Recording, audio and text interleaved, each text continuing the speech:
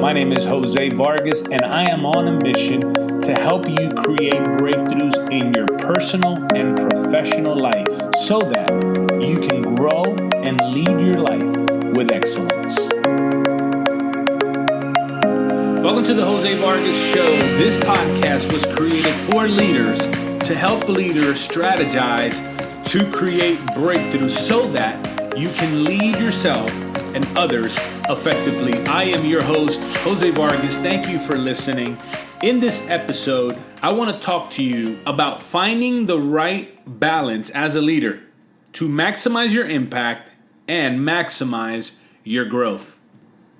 Now, as a disclaimer, okay, I struggle with this topic, right? Because I am constantly trying to learn and to grow and to maximize my impact. But I'm going to share something with you that's allowing me to get better every single day, right? I want to share with you what I do to stay productive on the right things that are important to me and how you can apply this principle and how you can use it to accomplish your goals as a leader without going to either extreme. But first, let me explain what I have noticed. I've noticed two extremes when it comes to leaders as it relates to growth and as it relates to leading yourself. On one end of the spectrum, you have the leader who hasn't read a book since high school or college. The only time you read is when you have to assemble a table or you read someone's post on social media. And you haven't made it a habit to intentionally build your life and grow your life from the inside out.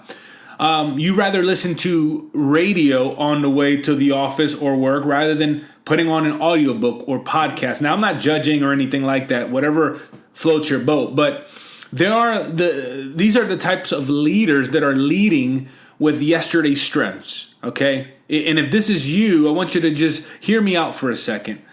Just like a muscle, if you're trying to build your biceps, if you don't exercise them regularly, you're going to lose the strength in that muscle. If you're teaching from principles that you learned years ago, and I'm not saying that the principles change, right? But the way you can present them can be fresh and anew. You tell your kids to grow, to read, to reach for the moon. You tell your employees to stretch and to go beyond their expectation or to exceed their own expectation. But they're watching you just go by as you sit and turn on television and scroll through Instagram. You have leaders who are more concerned about reading other people's posts on social media than opening up a book that can intentionally change their lives forever. You have stagnated and you're trying to feed people on years old bread, if that makes sense. You share stories the same old way, trying to inspire people, but you yourself are not inspired by anything new. And if you fall in this bracket, I'm going to help you. And don't worry, I'm guilty of the other side of the spectrum. So I'm not free from this, right? On the other side of the spectrum, you have what a past coach of mine, Yahya Bakar, he used this word in one of the events that we had at his house, and it was called infobesity. And it's basically the excessive consumption of information. Having too much of it will leave you paralyzed. And I really believe this. Having too much of it will give you too many options. It's like going to a restaurant, and you probably can think about one right now, that has so many pages in their menus, right? You become paralyzed. You don't know what to pick. And oftentimes you ask the waiter, hey, what do you recommend, right? Why? Because too many options will sometimes make you indecisive. You run the risk of over-consuming and underperforming, so to speak. And these are the leaders who are constantly reading, constantly scrolling, constantly listening to multiple podcasts at a time, different books at a time. And again, I am guilty of this. Now, I am a student, right? I love growing. I love leadership. I'm not in college, right? But I'm a student of life. I love learning from other people. I love learning from people's experiences and stories. I love information. I actually believe that you should grow as much as possible in life. that you should be growing in your health, that you should be growing in your faith, that you should be growing in your knowledge and in your wisdom, right? You should be closer to this side of the spectrum than the last side of the spectrum that I just talked about. You should listen to many voices of value, not all, right? Not all, but voices that will fuel you, encourage you, and motivate you. Voices that will sharpen you. Voices that will fire you up. Voices that will correct you when you need correction. And I love that. But if I'm not careful, and maybe you fall in this bracket as well, I can overconsume. And you know when you overeat, you feel sleepy, maybe on Thanksgiving or maybe on a weekend when you're like, you know what, I'm just going to eat whatever I want. You feel sleepy afterwards, and you got the itis, so to speak. And that's the danger of overconsumption. Overconsuming information, overconsuming tactics, overconsuming plans, you become paralyzed by it. Because guess what? Everyone has an idea. Everyone has an opinion. Everyone has a way. Everyone has a book or a podcast. And if I'm not careful, I'm that type of person who would want to read all the books, who will want to listen to all the podcasts that I'm interested in, right? All because I'm a student. But then if I fall prey to those tactics or to all those, not necessarily evil things, but good things, right? But if I overconsume, I'm going to become paralyzed or sleepy by all that information. I'm going to get the itis as it relates to my goals, my productivity, my leadership, my progressive, progressing towards my goals. Too much information can make you feel overwhelmed to the point of exhaustion. It can paralyze you to the point where you feel overwhelmed because now you don't know what to do. You don't know what route to take. You don't know which step to take next. So, if you find yourself on either of these extremes, what is the solution? Well, the first step is understanding and coming to terms with the fact and the reality that you can only process and apply one piece of information at a time. That's a fact. In other words, when it comes to processing things and attention, you can't walk and chew gum at the same time. Just like you wouldn't stuff a whole piece of steak in your mouth, right? Or a piece of carrot in your mouth, whatever it is, you have to cut it into pieces. You have to chew pieces at a time, right? In order to process whatever it is that you're consuming. When I teach my lead through method, which I'm sharing in this podcast with you, you can go back to episode 1 to hear the process. But it's basically the process to get you from where you are to where you want to be as a leader. You have to apply one step at a time. And there's 7 steps in the process. It's one step at a time. Instead of going from either extremes, we have to go to the middle. And be committed to that middle no matter what happens. And be so committed to accomplishing your goals on a daily basis. And that is how you overcome infobesity or starvation. Too much information or not enough consumption. Right? Too much task and not enough activity. You stay in the middle. And so I recently named this process and I call it my daily deposits. My daily deposits. What does my daily deposits mean? It means this, and I wrote a definition for it. To consistently commit to taking action on a specific task to accomplish an overall vision. To consistently commit to an action on a specific task to accomplish an overall vision. Now let me share with you how I apply this my daily deposits principle in my own life and how I'm making progress because I'm applying this in my life. And I'm going to share briefly just 3 topics that I apply this in. I don't just apply this in these 3 areas, obviously, right? I apply this in all the areas of my life. But I just want to share 3 topics to give you an idea on how you can apply this in your own life if it works for you. The first area that I apply this to is my faith. Now, for many of you who know me, I am a man of faith. And I apply this principle every single day. I have to pray every day. So the daily deposit in the area of my faith is that I pray every day. And I pray every day, not because someone says I should pray or because I will go to hell if I don't pray, right? But for me, this is where I build on my relationship with my Creator and my Savior. This is where I come to God with my concerns, my requests. This is where I express my worship, my gratitude, my hopes, my dreams, my wins, and my victories. It's part of how I connect with God. I also have to read my Bible or a devotional or a book section or a chapter every day. This is how I hear and how I feed my soul. So that is my daily deposit, right? It's a personal conviction. And I'm not suggesting in any way that you have to do this, right? But this is my own personal conviction that works for me, that helps me become the man that I want to be, especially as it relates to the area of my faith. I make daily deposits. And I also am open to hearing from God on a daily basis, right? Through reading the Bible, through reading a daily devotional, or whatever the case may be.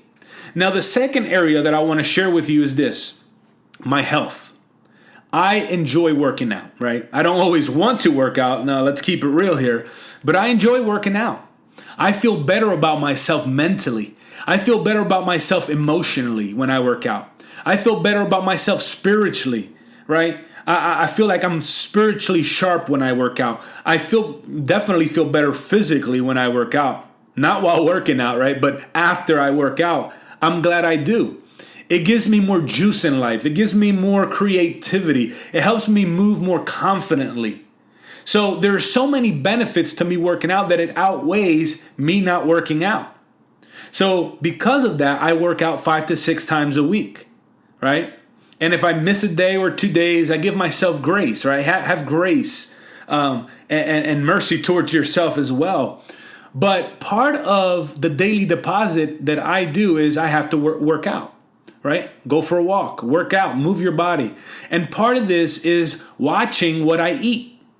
I go on different diets. I try different things, right? I go on different eating patterns. Sometimes I'll do intermittent fasting. Sometimes I'll do Whole30. Sometimes I'll do a keto diet. Sometimes I'll just do veggies, right?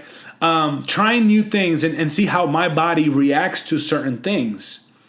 And all the while staying on track with my fitness goals. Now, can I improve my fitness goals? Absolutely. Do I need to improve my fitness goals? Absolutely. Can hiring a fitness coach help me improve that? Absolutely. But here's the deal. Just because you don't have the whole thing figured out right away doesn't mean that you're going to neglect doing what you know and what you could do, right? So that's what I do on a daily basis in order to help me achieve an input in that daily deposit in the area of my health. The next area that I apply this principle of the daily deposits is in my finances. I don't just rely on income, right? I love and I'm passionate about creating things. I am a creator at heart, right? I have multiple things that I'm passionate about and things that I enjoy. I love empowering people. I love helping people. That's one of the reasons I created this podcast. One of the things that I love to do is write books. Right? And yes, they are available on my website if you want to go support them and you'll be blessed by them. But I write books on faith. I write books on leadership. I'm actually writing one on leadership right now and team development and things like that and personal development. I coach and guide the leaders. I teach and help organizations build effective teams with less conflict and greater productivity. I help people create plans to maximize their goals and in a short period of time, right? I also do some consulting on church safety and security because of my background in law enforcement. I do something every day in this area of my finances because I understand the importance of finances, right? And because it makes me feel productive in this area. You can't neglect it. You can't just go months or even weeks without looking at this area. Some other components in this area could be maybe you're reducing debt, right? Or if you're at a different stage, maybe you're saving money or saving for retirement, whatever the case may be. But you have to pay attention on a daily basis, not fixated, not stress about it, but pay attention to what you're doing in these areas on a daily basis. Now, looking at these areas in your life, and there's certainly more areas, right? There's your relationship with your spouse if you're married. There's your relationship with your friends. There's the relationship at work, and all these different areas that you cannot neglect, right? That you have to deposit on a daily basis. But taking these areas and breaking them down in small steps, that's how you get traction. That's how you begin to win. That's how you begin to get unstuck. That's how you begin to thrive and move and get momentum a little bit at a day, a chapter a day, a workout a day, a healthy meal a day, right? $1 a day. Doing this will help you move the needle without stalling out or without burning out with frustration or discouragement. And trust me, I've been there many times, where I find myself frustrated because I'm overwhelmed, or I find myself discouraged because I'm overwhelmed. Some people go extreme. And if that works for you, if you're an extreme person, hey, more power to you. But what I often see from people who go on an extreme, whether that is in their faith, they go extreme and then you see them 2 months later and they backslid, or whether that's people who join 20 online courses and all of a sudden they're still not leading their lives and they're still going backwards and they're doing all the latest diets and trends, and 2 months later they're back to overeating and no exercise. I think that the best way to stay consistent, that the best way to grow progressively is to stay in the middle and focus on what it is that you're trying to accomplish. And it's this principle of daily deposits, right? Not going to either extreme, but doing something every single day that is going to help you win and obtain your objective as a leader. And if you're using this principle for an organization, that's the same thing. What can you do as a team today to help you get to that big overall goal that you're trying to get, whether that is a sales goal, a customer acquisition goal, whatever it is, right? Building your organization, it's structurally or teams or whatever the case may be, doing one thing every single day that is going to help you get to that big overall goal. It is literally the old African proverb that says, how do you eat an elephant? And we all know this, right? If you've been in leadership development or the personal development space, you eat an elephant one bite at a time, right? So one email at a time, taking steps one day at a time, one conversation at a time. So now I just want to read something to you that I found very interesting. And it's in the 1960s, an MIT meteorologist named Edward Lorenz made an accidental discovery while he was trying to develop a computer program that could simulate and forecast weather conditions. One day he was in a hurry, and instead of entering 0.506127, which is the number he had used in earlier trial, he rounded to the nearest thousand, or he inputted 0.506. Lawrence figured that rounding the number to the nearest thousand would be inconsequential. He left the lab, and when he returned, he found a radical change in the weather conditions. So Lawrence estimated that the numerical difference between the original number and the rounded number was the equivalent of a puff of wind created by a butterfly's wing. He concluded that a minor event like the flapping of a butterfly's wing could conceivably alter wind currents sufficiently to eventually change weather conditions thousands of miles away. Lawrence then introduced the scientific community to what we know as the butterfly effect. And in his book, Chaos, James Gletsch defined the butterfly effect this way. He said, tiny differences in input can quickly become overwhelming differences in output. Isn't that powerful? Tiny differences in input can quickly become overwhelming differences in output. It's true in science. It's true in life. Mark Batterson, he's an author and a pastor in the Washington, D.C. area. He says, small changes and small choices become magnified over time and have major consequences. Everything we change changes everything. Too often we fail to connect the dots between choices and consequences. Every choice has a domino effect that can alter our destiny. And isn't that true?